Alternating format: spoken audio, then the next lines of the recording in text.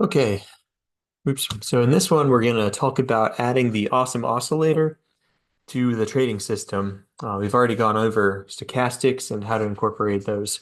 So how do we use the second momentum indicator that I'm a fan of? So a couple ways of incorporating it, not completely exhaustive, but we'll go over these two concepts today relating to use of the Awesome Oscillator. So one is combining it, kind of the bedrock system of the stochastic RSI and market structure. Using the two momentum indicators together to just bring a higher level of confidence to the trading that we do. We'll talk about how to do that. And then a little bit more advanced, a little more nuanced, is the concept of adding size on a AO cross, which we'll get into. Um, Really a way to just get more EV out of the trading that you do based on this other metric that will occur, in the course of trades that you take and just represents an area to glean a little bit more value from this trading system. So when we think about the Awesome Oscillator giving confluent signals along with what we already use, being the stochastic RSI and market structure, when we're looking at the AO side of things, um, unsurprisingly, we're taking market structure and then applying what the AO is telling us about momentum to the structure that we see. So we'll consider the AO to be giving us the signal when these parameters are met, which is pretty analogous to the basic trade using the stochastic indicator I talked about in the last video. So the market will form a clear structure, low, high, higher, low, which would be an uptrend in this case. The AO crosses down, which is analogous to the stochastic RSI cooling off and um, rotating back into the over sold area down at the bottom of the indicator. And then we would enter this trade or consider the trade to give us a signal when the AO bar changes color, which is the same thing as getting that stochastic crossover that prints a green arrow in on my custom indicator. What does that all mean? So the market structure I have mapped out here in this example. We've got a low in line with the stochastics here, and then makes a high, which we'll map out here, and then looks to be putting in another low here, or we would assume that, crosses here could represent a low and could represent that trade to enter. So still mapping out market structure the same way. There's not any reason to change how we do this because it's going to be the same regardless of how we look at the indicators. Um, So yeah, we got the bullish market structure, clean and mapped out. The stochastic RSI resets down to the oversold area. During this time, the AO crosses negative. So we get that orange circle, which on my indicator represents that the zero line has been crossed. So we go from positive to negative, which can be considered the same sort of metric as the stochastic RSI cooling off and rotating back. We get the stochastic cross.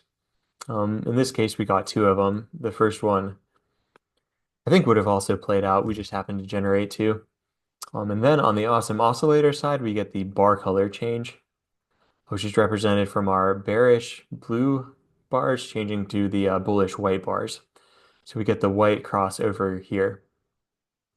Um, so based on, using the AO for confluence here, we could have entered on one of these stochastic crossovers because, the basic stochastic plus market structure, that basic system, the parameters are met, so we could enter here.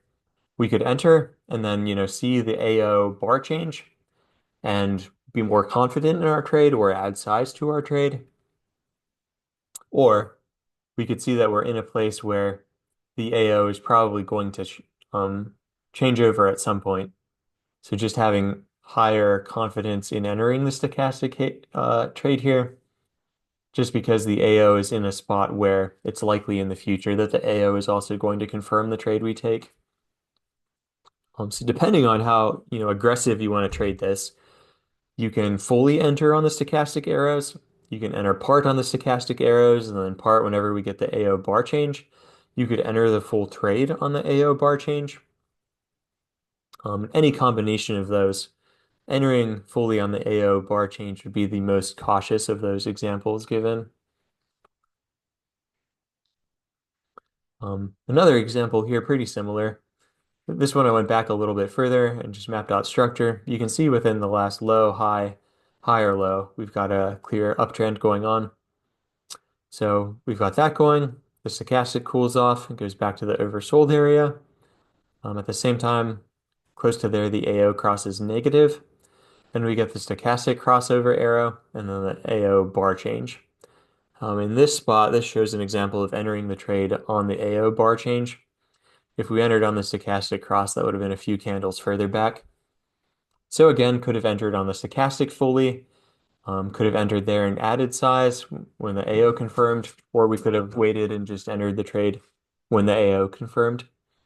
All of those would be legitimate ways to play within this system. Now we're on the 64 range chart, just another example. Still a bullish example. Slow, high, higher, low. Stochastic cooled off and reset a while ago, but it's actually a while after the stochastic gets fully down to the oversold spot before we get that AO negative cross. So that happens, we get the crossover on the stochastics and then the AO bar change. This is an example of how using the AO for confluence can increase our accuracy with this trading system. Just based on the stochastics, we got to the oversold area down here, and then we got a stochastic cross very early in terms of this trade and this structure actually playing out. So if we had entered an initial trade here, we would have gotten stopped out. We had another opportunity to enter, which again would have gotten stopped.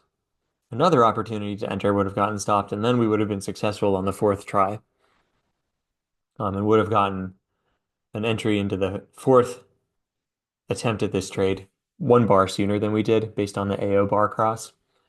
We could have done all that, or we could have waited for the AO to cross negative and then entered on the next stochastic cross after that, which would have given us the best possible play out of this trade, which would have been just entering on the stochastic cross that actually succeeded. We could have partly entered there and partly on the AO bar cross, or we could have entered totally on the AO bar cross. All of those would have been legitimate trades. So I have a 3 there. I guess it was the second use case of the AO incorporated into the system was adding size on the AO cross. What do I mean by that? So back to this example where we just were. So we said the trade would be valid to enter on this stochastic cross here or on the AO bar change. After the AO bar changes, it begins to go positive and put in a bullish movement, showing that momentum is going up. In the course of this, it crosses over the 0 line, which would have been a bar up here. So based on this, we could have extracted more value out of this trade by adding some size on when we got the AO cross. So we could have used the existing trade parameters, kept the stop the same, kept the same take profit, or moved the take profit up somewhat when we put on more size. At that point, we are betting more because we are more confident in the trade playing out. It's a similar concept to blackjack. I'm super rusty on my blackjack lore. I believe when you get doubles, you can do a split, which allows you to bet as though you're playing 2 hands, which is basically the same thing. Where at this point, when we get the AO cross, if we add in size, like say we put on 2 contracts here, if we get the AO cross and put on 2 more contracts, we're essentially turning this 1 trade into 2 trades by saying that we're more confident in this trade. So we're willing to add on more risk to get a higher reward. Um, yeah, represents a good way to, again, extract more value out of this system.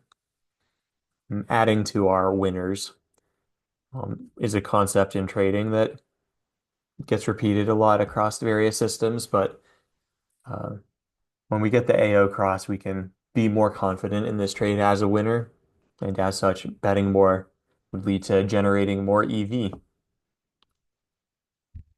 Another example here. we got a kind of local low here, and then putting in a high and forming a higher low. Stochastics cool down. The AO cross is negative. We got the stochastic cross here. We get one, which I think would have been able to stay in play and not get stopped out. Also get a second. If we miss the first, we could get in on the second. Or we could wait until we get the AO bar color change, which would have let us get into the trade along one of these candles. So at this point, we have one trade going. We're on the 128 range chart, so 160 ticks for the stop, 480 for the take profit. We've got one trade going. And in the course of the AO putting in bullish momentum at the start of this move, we get the AO positive cross, which would have been on this bar here. So on this bar, we could have entered a second trade. We could have added size to the first trade, could have added size and changed some of the stop out parameters. And as you can see, like just, copy pasting the trading tool overlay here on top of this bar would have also yielded, a trade that would have played out. So again, just another factor, another area of confidence we can have in this trade playing out is that we're getting the AO cross. So more confidence, betting more money equals higher returns. That was it as far as examples. I kept this one kind of brief. In the next one, I'll talk about divergences and get into that, which is the next use of AO. I'll also talk about how those play out on the stochastics. I'm going to wrap this one up here for now.